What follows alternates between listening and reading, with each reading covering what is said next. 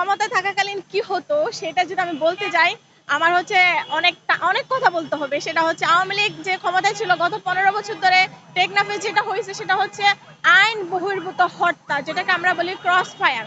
যেখানে যেখানে বড় বড় যারা হচ্ছে গডফাদার, ইয়াবার যে গডফাদার, তারা কোন রকম বাধাবিহীন তাদের কর্মকাণ্ড, তাদের ব্যবসা পরিচালনা করছে।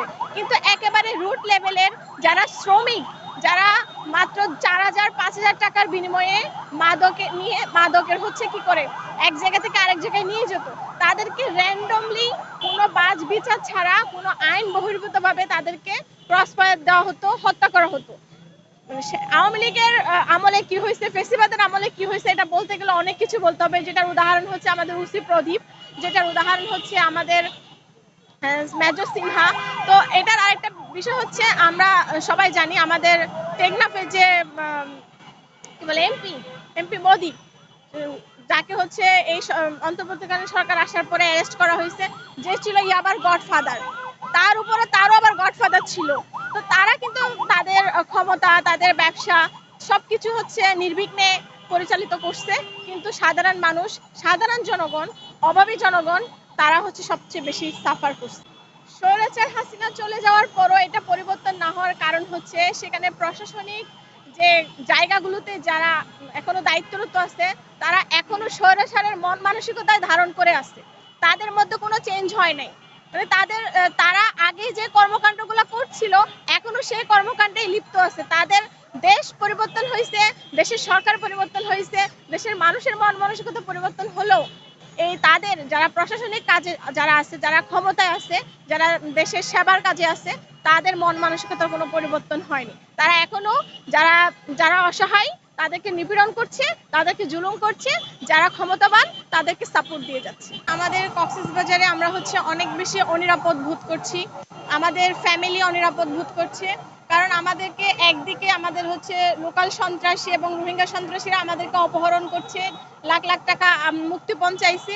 অন্যদিকে হচ্ছে আমাদের যে প্রশাসন, যাদের আমাদের টেকনাফের যে প্রশাসন, আমার যাদের দরকার হচ্ছে আমাদেরকে সেফটি দেওয়া, আমাদের হচ্ছে নিরাপত্তা দেওয়া, তারাও আবার আমাদেরকে মানে মামলা বাণিজ্যতে ফাঁসিয়ে দিচ্ছে।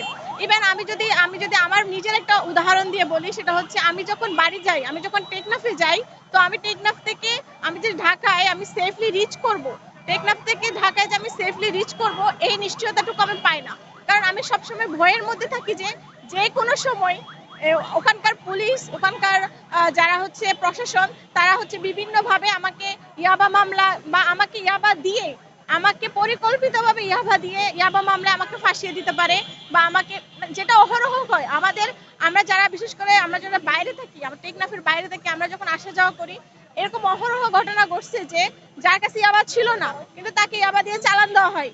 এটা একদিক দিয়ে এটা শুধুমাত্র একটা মামলা না, এটা অনেক সময় দেখা যায় যে আমি শুধুমাত্র জেলে যাচ্ছি, বিষয়টা এতটা সিম্পল না। আমার যে ইমেজ, আমার যে সোশ্যালি যে আমার অ্যাকসেপ্টেন্স, সোশ্যালি যে আমার যে একটা ভ্যালু, সে ভ্যালুটা থাকলো না। মানে আমি একেবারে একটা মামলার কারণে আমার পুরো লাইফ আমার হচ্ছে হেল হয়ে যায়। তো আমি চাবো হচ্ছে সেটা হচ্ছে আমাদের নিরাপত্তার ব্যাপারে যেন জোরদার দেওয়া হয়। কারণ আমি মনে করি টেকনাফের মতো একটা ছোট্ট জায়গা নিরাপত্তা দেওয়াটা প্রশাসনের কাছে কোনো ইস্যুই না, ওইটা কোনো ব্যাপারই না। কিন্তু তাদের যে তাদের যে উদাসীনতা, তাদের যে অবহেলা, তারা নিজেরাই যে বিভিন্ন দুর্নীতিমূলক, নিপীড়নমূলক, সন্ত্রাসীমূলক কর্মকাণ্ডে যুক্ত থাকে, যার কারণে আমরা আমাদের নিরাপত্তা পাচ্ছি না, আমরা আমাদের জীবন হুমকির মুখে। একই সাথে আমাদের এই টেকনাফ কক্সবাজার যে পর্যটন এরিয়া, সেটাও হুমকির মুখে।